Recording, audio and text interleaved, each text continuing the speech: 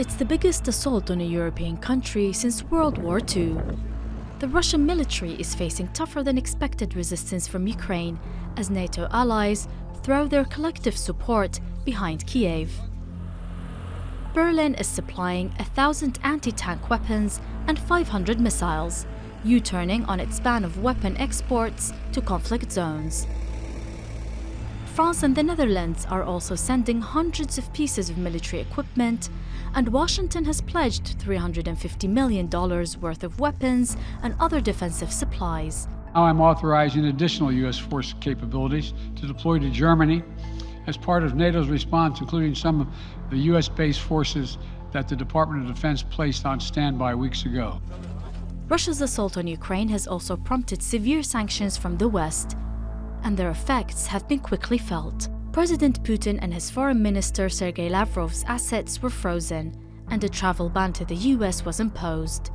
Governments and corporations announced divestments of Russian assets, and some banks have been excluded from the international SWIFT payments system, described as the backbone of international finance. When the markets opened on Monday, the ruble's value dropped by as much as 40%, prompting the Russian central bank to more than double interest rates. For Turkey, the conflict presents a unique set of challenges. Over the past few years, it has enjoyed close defense and political ties with both countries. It purchased S-400 missiles from Russia and sold sophisticated drones to Ukraine while agreeing to co-produce more. It's also in a strategic location presiding over the Bosphorus and Dardanelles Straits, which provide the only sea route in and out of the Black Sea.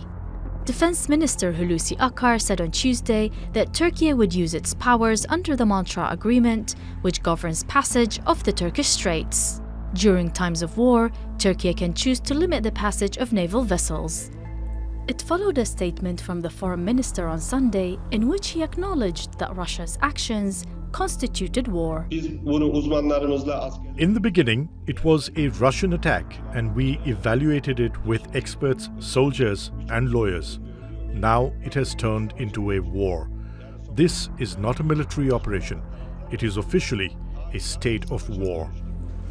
According to the UN, more than 300,000 Ukrainians have fled to neighboring countries.